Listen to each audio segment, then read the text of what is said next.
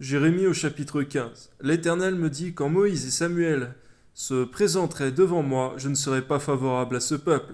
Chasse-le loin de ma face, qu'il s'en aille. Qu'ils te disent, et s'ils te disent, où irons-nous? Tu leur répondras ainsi par l'Éternel, à la mort, pour ceux qui sont pour la mort, à l'épée, ceux qui sont pour l'épée, à la famine, ceux qui sont pour la famine, à la captivité, ceux qui sont pour la captivité. C'est vrai qu'on en parle aussi dans l'Apocalypse, Seigneur. C'est pourquoi permets-nous, Seigneur, nous tes enfants, de nous garder de toutes ces choses, Seigneur. Tu as dit que celui qui mène en captivité ira en captivité, celui qui tue doit être tué aussi. Amen.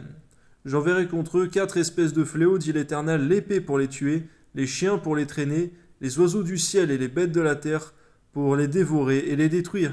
Je rendrai un objet d'effroi pour tous les royaumes de la terre, à cause de Manassé, fils d'Ézéchias, roi de Juda, et de tout ce qu'il a fait dans Jérusalem.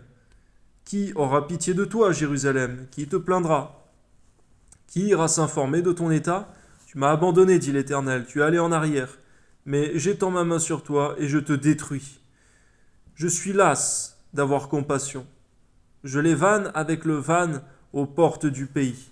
Je prive d'enfants. Je fais périr mon peuple, qui ne s'est pas détourné de ses voies. C'est vrai qu'on voit, Seigneur mon Dieu, à combien beaucoup, Seigneur mon Dieu, s'appuie excessivement sur ta grâce, Seigneur mon Dieu, et je dirais en abuse, Seigneur, comme on a pu peut-être tous le faire un jour, Seigneur, mais garde-nous de cela, Seigneur, car un jour tu te lasses d'avoir compassion, Seigneur, et tu frappes.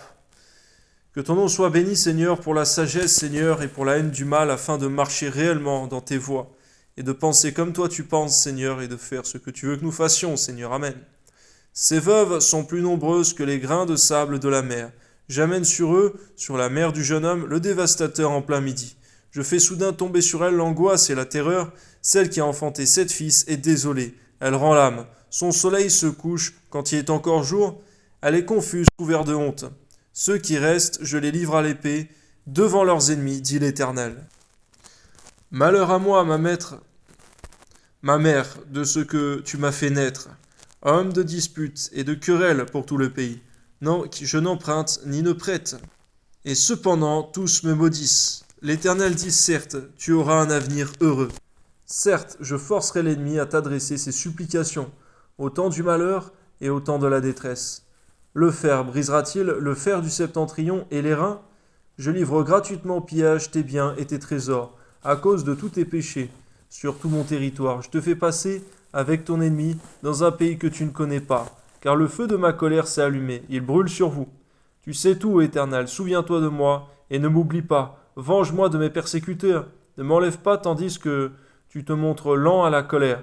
Sache que je supporte l'opprobre à cause de toi. J'ai recueilli tes paroles, je les ai dévorées. Tes paroles ont fait la joie et l'allégresse de mon cœur. Seigneur, j'aimerais m'arrêter sur ce passage, Seigneur. Nous voulons, comme Jérémie, Seigneur, recueillir tes paroles, Seigneur, qui ont été recueillies, c'est vrai aussi, dans la Bible, et les dévorer, Seigneur, abondamment.